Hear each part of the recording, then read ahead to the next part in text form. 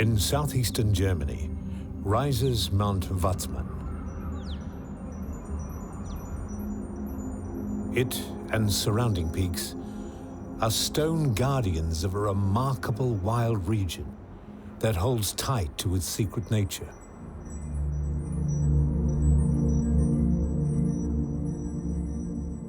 More secrets are revealed where mountains plummet into the depths of Lake Königsee.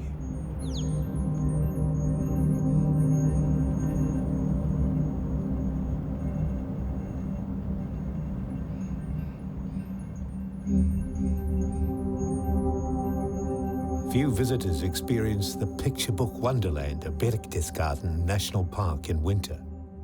This is the time when nature sleeps.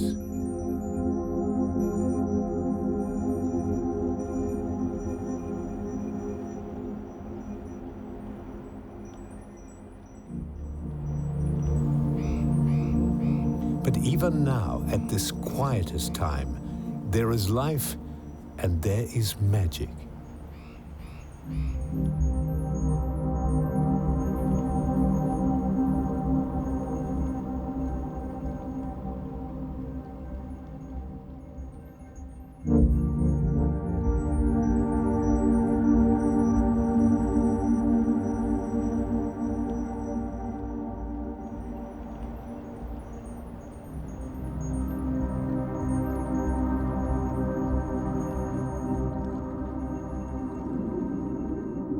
The mountains are built of limestone and reveal a violent past. The rocks are comprised of fossils from an ancient seabed that was heaved skywards by battling tectonic plates.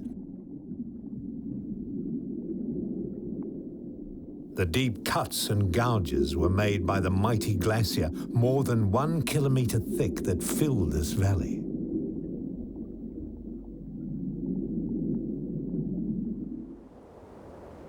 The glacier was one finger of an ice sheet that covered this alpine region. Though the Ice Age ended 12,000 years ago, the mountains carry echoes of that frozen past.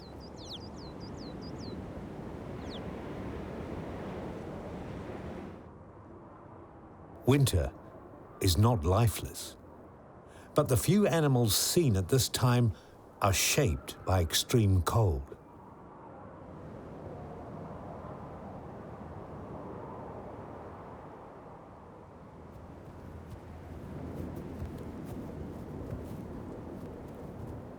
Chamois avoid deep snow. They gather on steep slopes and ice-free ridges.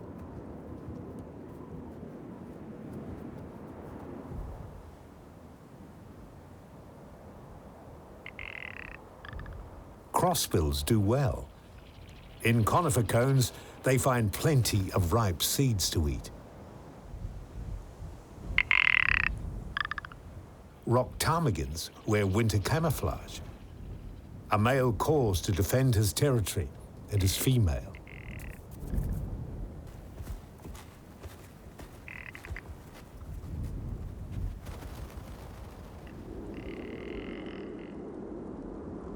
But some animals fall victim to the harsh winters.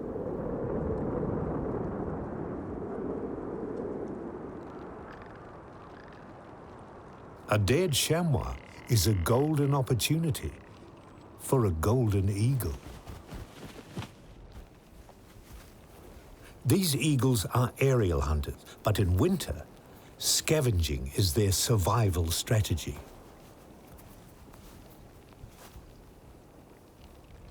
This one may not have eaten for a week, and now it will gorge itself.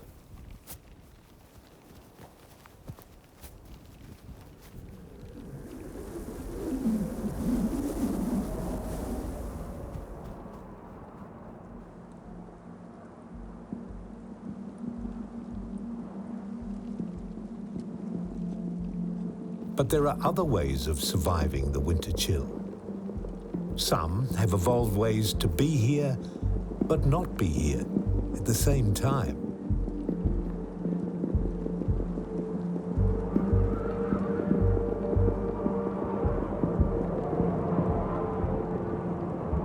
This burrow entrance has not been used for several weeks. Here's why. The owner is hibernating. A marmot may sleep for half a year, surviving on the fat it put down last summer. It will emerge in the spring when there are fresh plants to eat, but that seems a very long time away.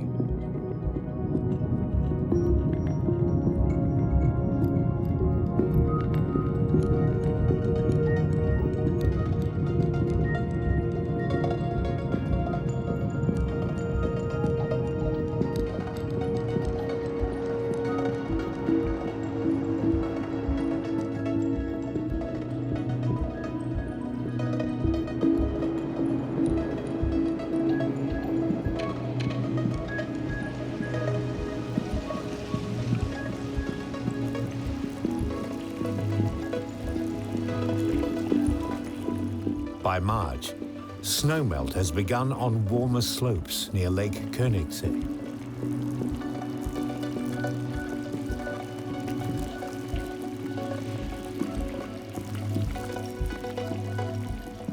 Early season flowers form their buds under snow cover. Now they emerge ready to be pollinated.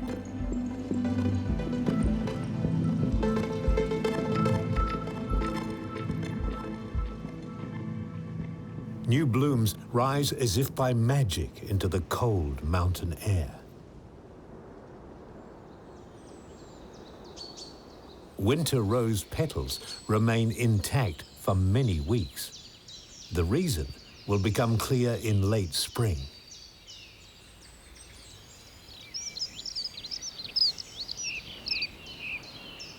The sun's energy powers a green makeover on alpine meadows. For chamois, the hard times are thankfully over. At last, there's places to bask and plenty to eat.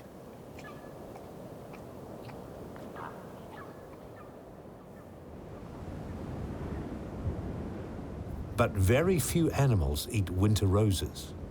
They protect themselves with powerful toxins.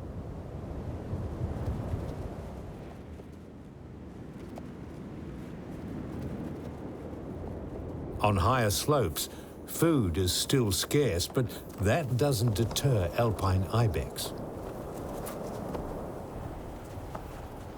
Ibex are related to chamois.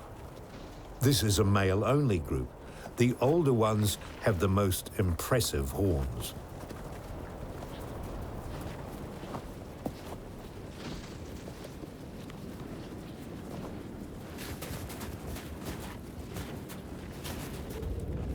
During the Ice Ages, ibex and chamois specialized in finding food in extreme conditions.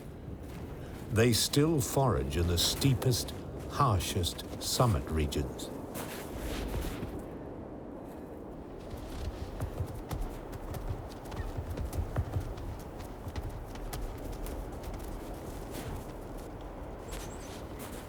In the Middle Ages, hunters wiped out ibex in this region. They were reintroduced last century, and now around 200 thrive in the Berchtesgaden Alps.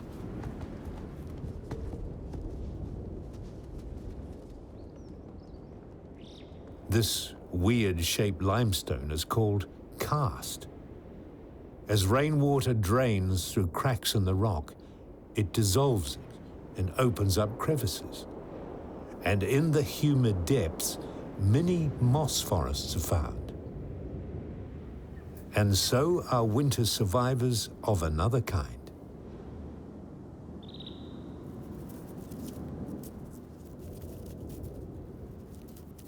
Harvestmen are related to spiders and mites. Down here, they avoid the damaging rays of the sun.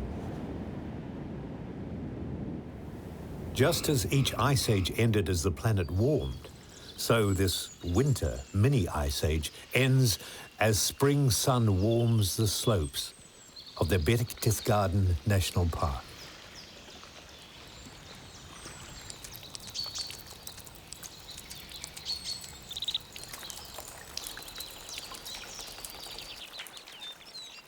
Meltwater soaks alpine meadows.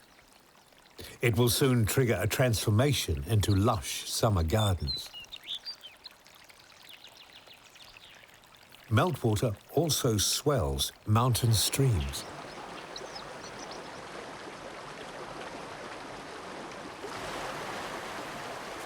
The white-throated dipper can now collect moss to line its nest and food to line its stomach and to feed its brood.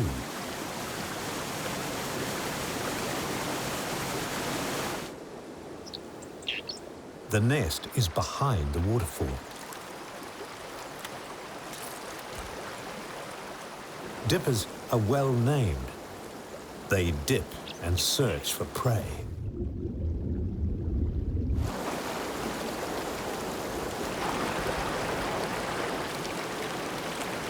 Mayfly and caddisfly larvae are top of the menu. The nest is well above the water and has likely been used by many generations of dippers. Dippers mate for life, and this pair are on chick feeding duty, a job that doesn't stop until nightfall.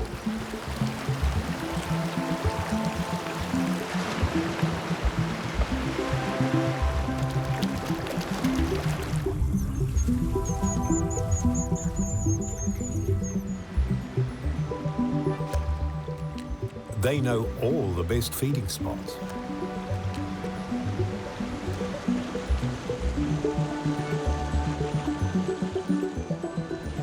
Dippers are true survivors. And winter is now behind them as little by little the seasons turn into spring.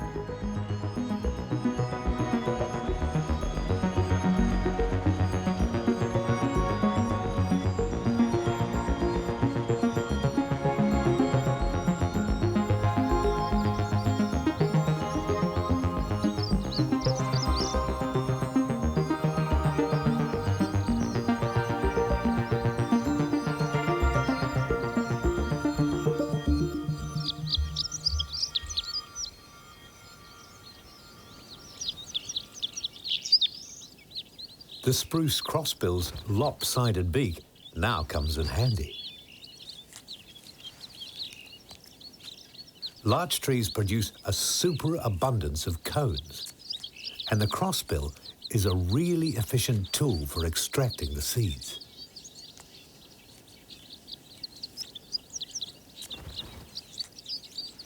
Even though they eat most of the seeds, there's plenty left over for new trees to grow.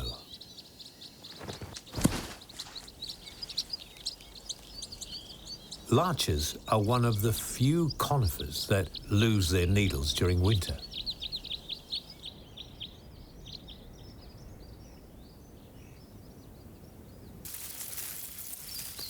It's finally warm enough for forest ants to harvest sunlight. They do it by gathering as a dense mass on the sunny side of the anthill. As they warm up in the sun, they move into their anthill where they release their heat and then come outside again to recharge. They're literally solar heaters on 6 legs. It's also warm enough to bring visitors out onto Lake Königsee. Trumpet sound to display the amazing echo that bounces off the glacial carved cliffs. Higher up, the sound of the trumpets is drowned out by surging meltwater. This is the sound of the thaw in full swing.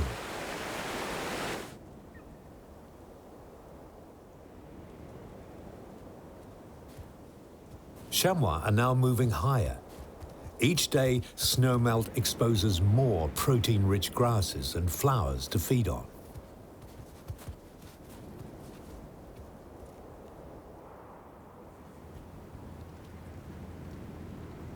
Common rock roses now start to bloom, as do stemless gentians.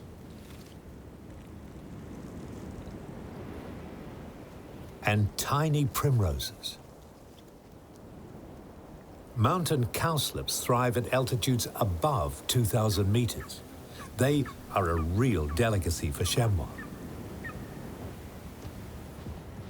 And as spring progresses, chamois climb higher and higher as the cowslips bloom later and later with increasing altitude.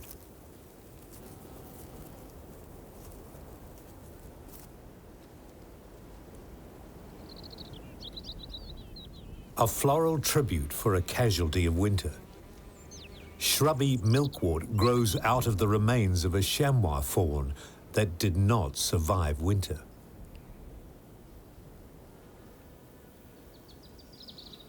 Eagles, foxes, and others have picked its bones. Death in the mountains offers life to many.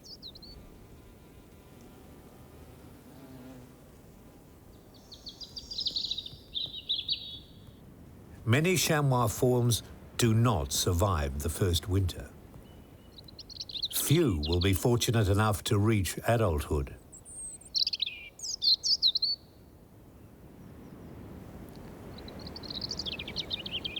Color suddenly appears on grassy slopes, and blue is very popular. Spring gentians thrive only where chamois and ibex graze. They grow only where competing vegetation is kept short.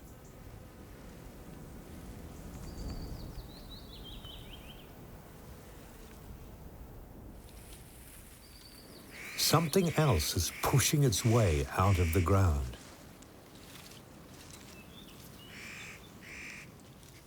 The winter rose's new leaves are small and delicate, while last year's leaves are almost finished. But the winter rose solves this problem with a trick. Its flowers have seeded and no longer attract pollinators.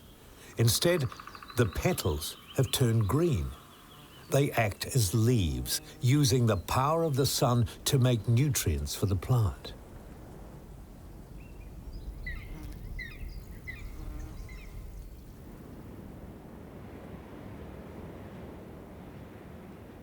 On forested slopes around Königsee, some creatures have lately emerged from their hiding places.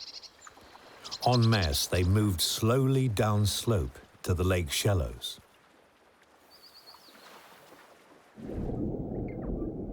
The tranquility of this pond is about to be disturbed by an explosive event. It's breeding season for common toads. Males outnumber females, and in their frenzy pounce on anything that remotely looks like a female.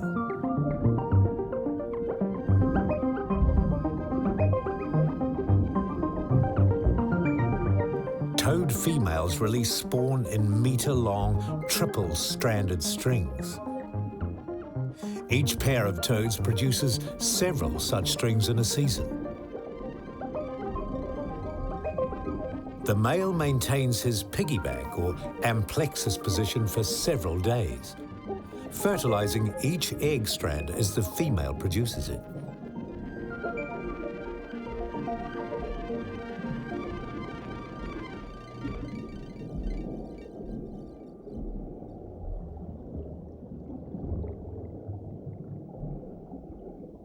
Inside the strings are several thousand toad eggs.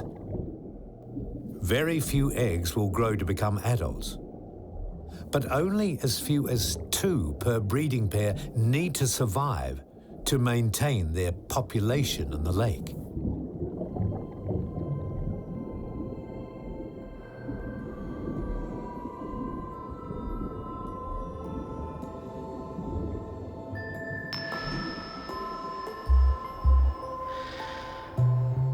It's hard to imagine that a few short weeks ago, the landscape around the lake was like an ice age. But less than 900 meters above Königsee, it's as if the ice age never ended.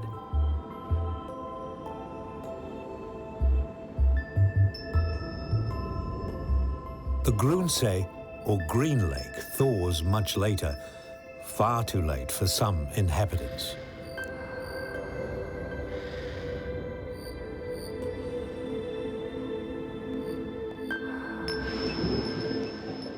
This female brown frog became trapped beneath the ice.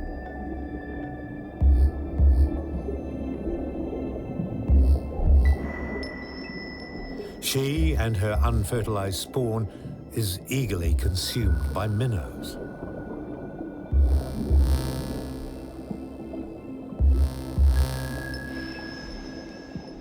Nothing is wasted here. This lake is one of the toughest places in all the Alps to live.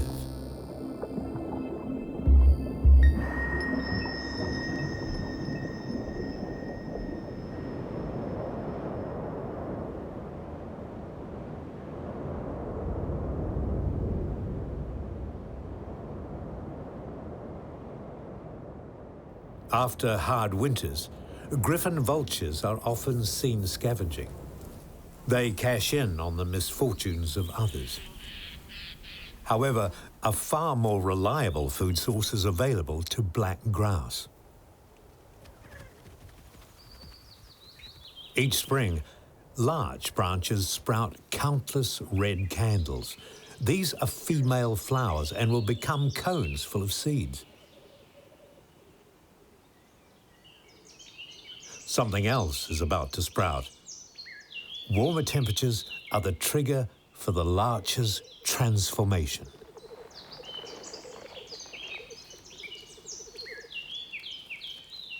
The trick of regrowing needles after a cold winter allows larches to live in the high Arctic. They are real Ice Age survivors. Spring's sudden temperature changes are no problem for black grouse. Bright red wattles above their eyes show they're ready to mate. Males gather in areas called leks. They compete to attract a mate with tail displays and calls. Some males even take to the trees. This female watches the display. She will choose the finest male to mate with.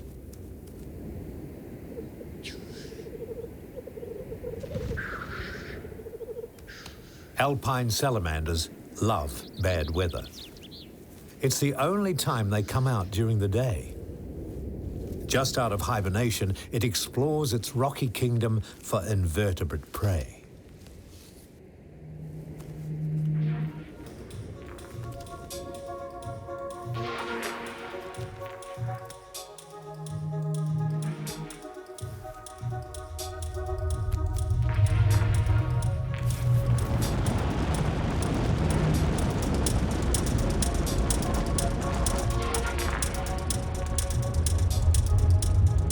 In spring, avalanches and snowslides constantly cascade from Watzmann and the neighboring mountains.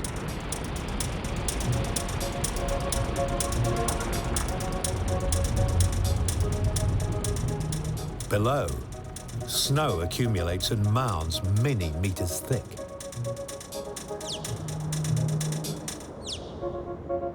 As the snow becomes deeper and thicker, the mounds change their appearance.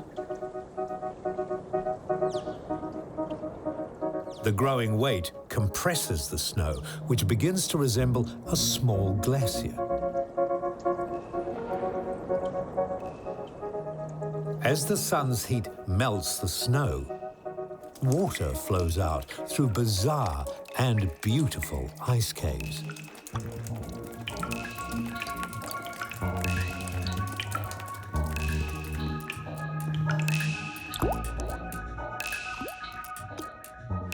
It's as if the ice ages are coming and going in rapid succession. Each sunny day, the natural snow sculpture retreats.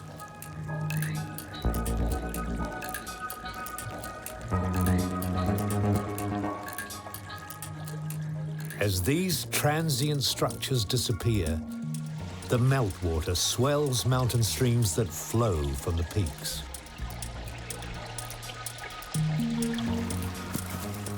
Year after year, more and more of the mountains are slowly eroding.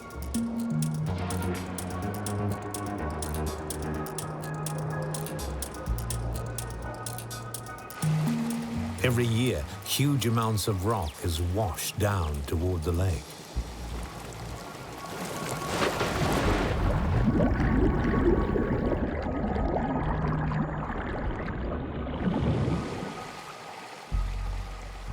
Over millennia, all this gravel will slowly choke the lake.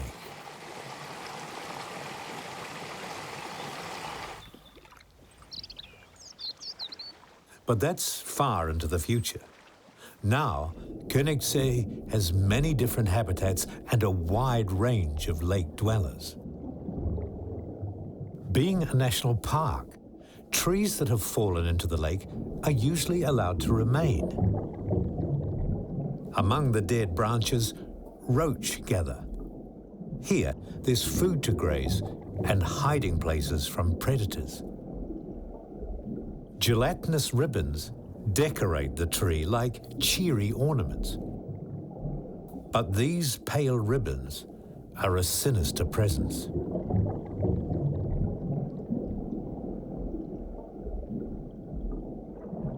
Each bead contains new life.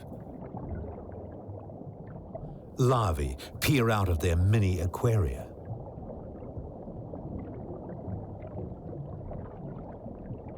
They are the offspring of this predator. Striped like a tiger, the perch is a fast and efficient hunter.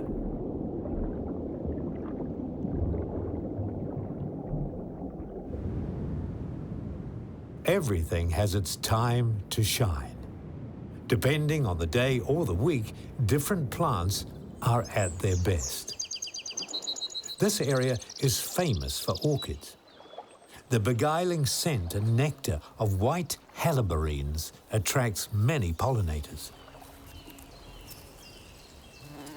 Another less showy orchid is easily overlooked, but not by pollinators.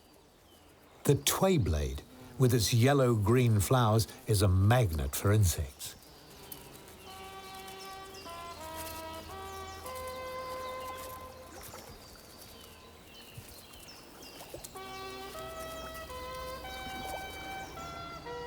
But not all orchids play fair in their dealings with insects. The largest one grows in the woods. It offers no nectar.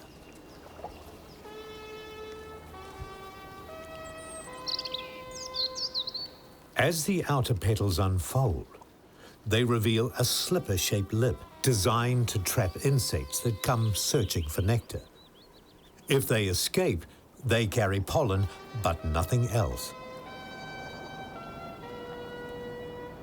Fortunately for insects, lady slipper orchids aren't always successful at trapping prey and propagate mostly via their roots. Though rare, lady slipper orchids thrive in the primeval forests that have grown here since the Ice Age retreated over 10,000 years ago.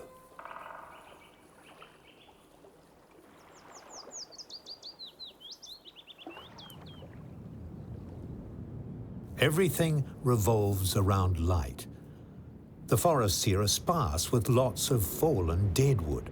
They are flooded with sunlight and rich in species.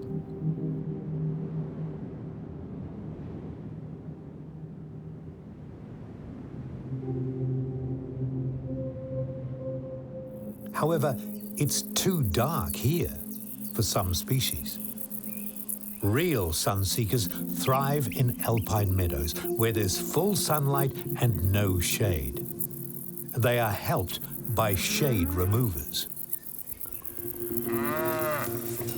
Today, dairy cows are the grazers. But back in the Ice Ages, wild cattle like aurochs would have done the same job. Heat-loving butterflies like the red Apollo pollinate flowers of light-hungry herbs, as do ringlets.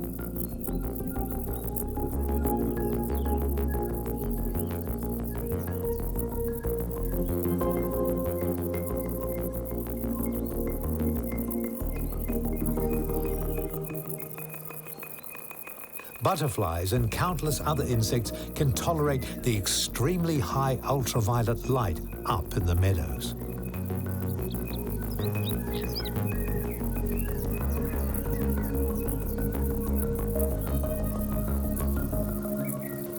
Marmots also need wide open alpine pasture. They feed on herbs and grasses, which they also use to make a soft bed for their winter hibernation.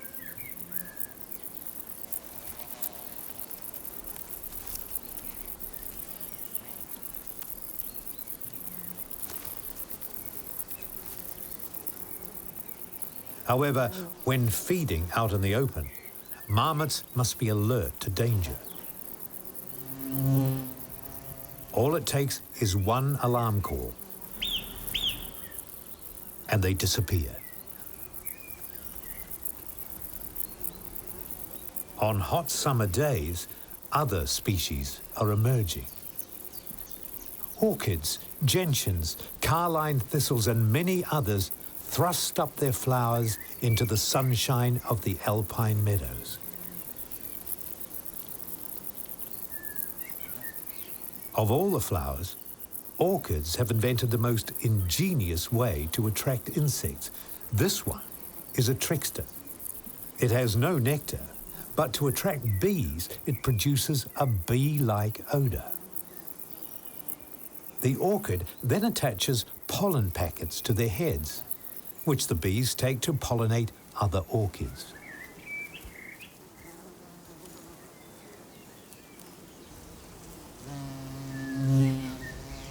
This new arrival looks like a bumblebee, but it's a bumblebee hoverfly. It's very similar to a bumblebee, except it has a fly's proboscis and 2 wings, not 4.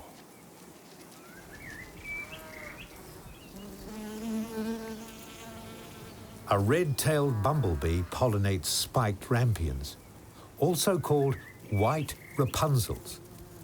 According to legend, Rapunzel stole this flower, a crime for which she was locked in a tower.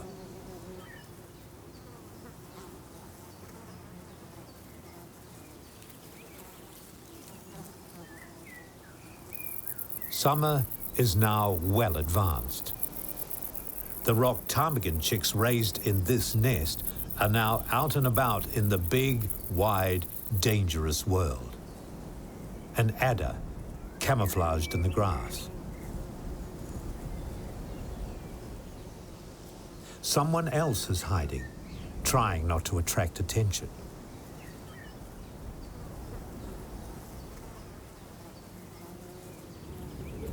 A golden eagle on the hunt.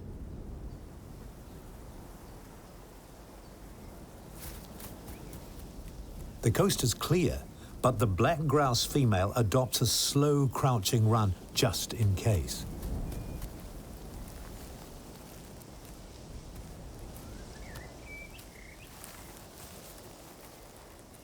The adder poses no threat to the black grouse female, but she wisely leads her chicks out of harm's way.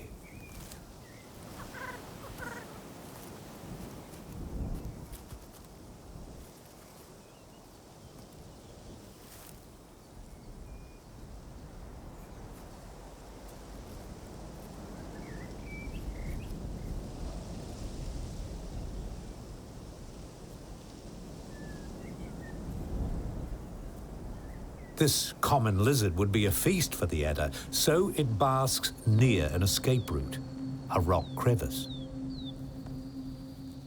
Crevices are desirable places to live, especially for this remarkable bird.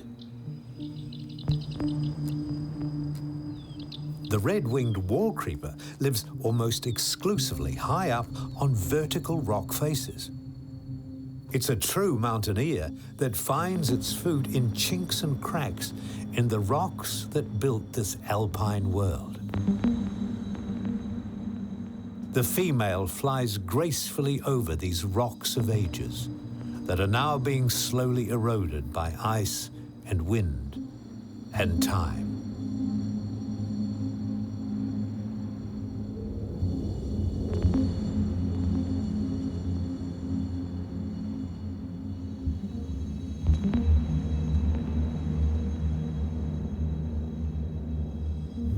The male wall creeper returns with an invertebrate salad in his beak.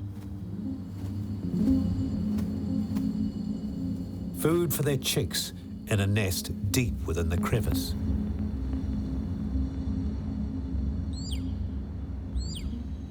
Begging cries of a golden eagle chick are a sure sign that a parent is returning, this time without any food.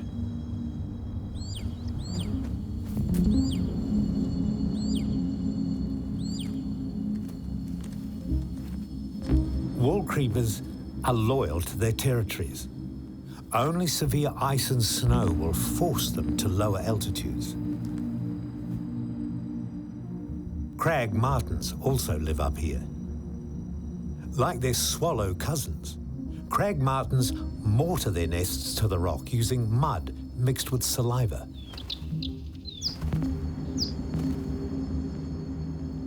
The female wall creeper returns. For her chicks, she's brought home spiders, centipedes, and insects.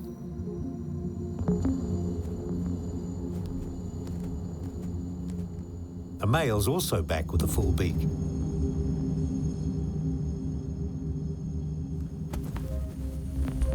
The pair feed their chicks almost without a break from dawn till dusk. Chick droppings are disposed of well away from the nest. This time, the golden eagle brings a chamois fawn to the nest. The higher you go, the shorter the summer.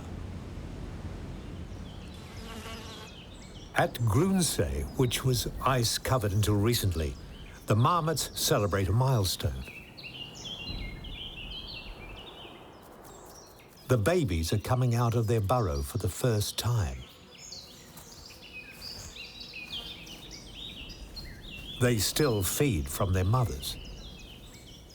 They'll grow quickly and be fully independent ahead of the coming winter.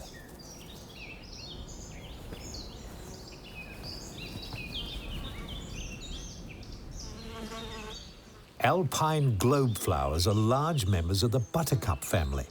They're so named because they never fully open. Here's why. They have an arrangement with a special pollinator. The globe flower fly can squeeze in through the closed petals. Here, it feeds on nectar, pollinates the flower, then lays its eggs and raises its young. This arrangement works. Globe flowers bloom everywhere around the lake.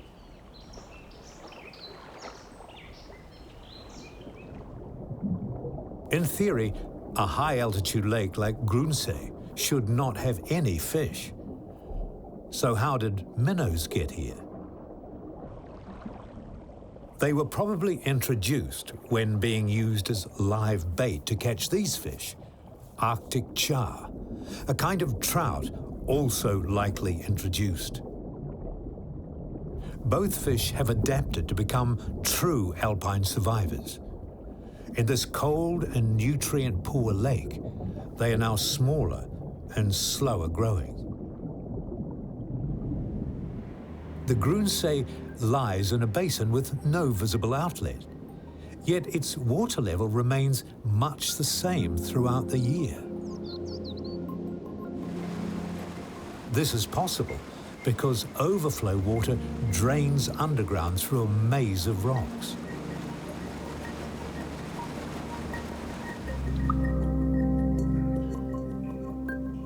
Waters accumulate in crystal clear cave lakes.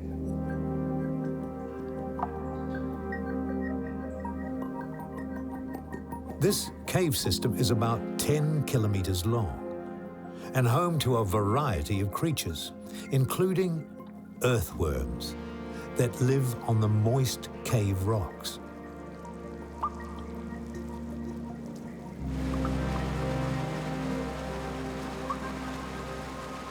In the pitch-black belly of the mountain, a waterfall.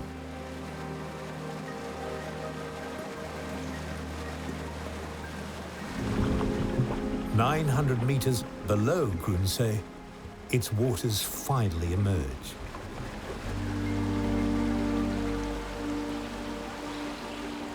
From here, it has a very short journey as a real river before it joins the very much larger Königsee.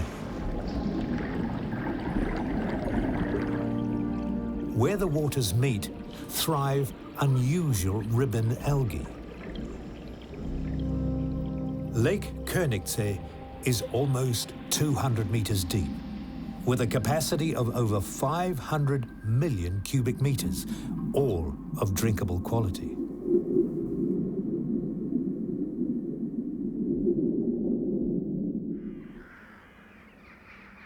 The glacier that carved this 7-kilometer Bavarian fjord was fed by ice from smaller feeder glaciers.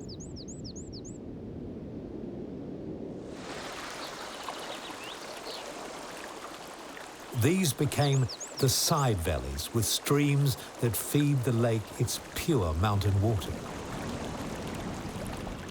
Crystal clear waters are favored by stonefly larvae and others, like snails that graze algae off rocks.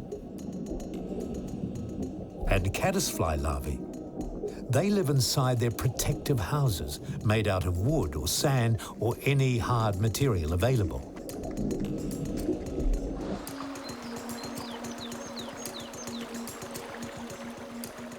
From above, you can't tell how much life exists in these streams. But below, it's like a caddisfly city at rush hour.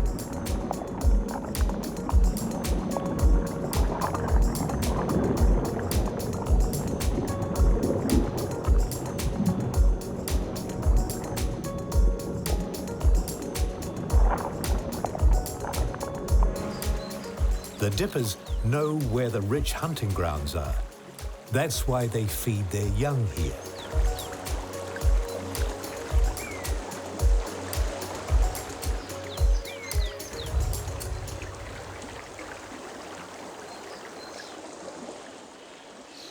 In damp areas beside these streams live some strange and wonderful residents.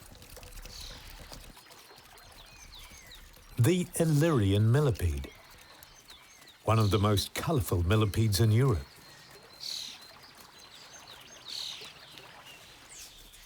And the emerald earthworm. This spectacular creature is rarely seen. It hides away in rotting wood and damp forests.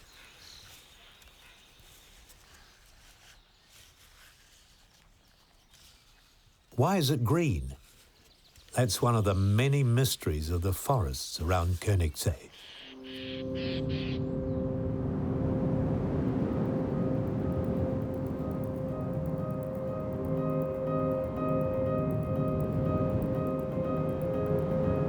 As autumn arrives, it brings thick mist that sits low in the valley, as a glacier once did.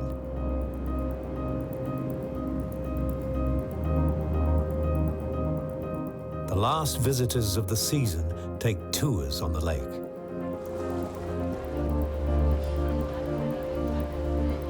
They will return home with fond memories of this spectacular lake and surroundings, this echo of the Ice Age.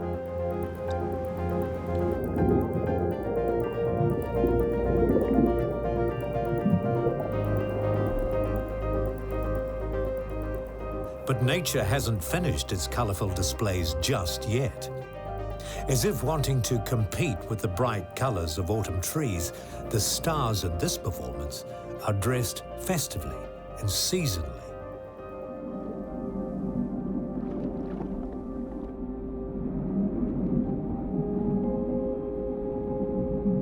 Arctic char wear their colourful attire for breeding. Females have thick bellies full of eggs. They're guarded by males waiting to spawn with them. The males tremble to stimulate the female to release eggs.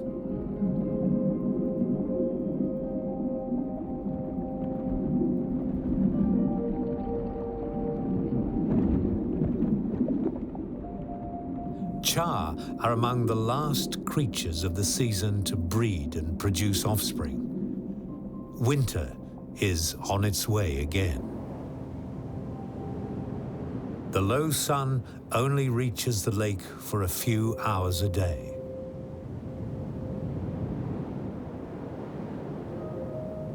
Higher up, some are already preparing for winter. Rock ptarmigans replace their dark summer feathers that are camouflage among rocks with white ones, camouflage for snow.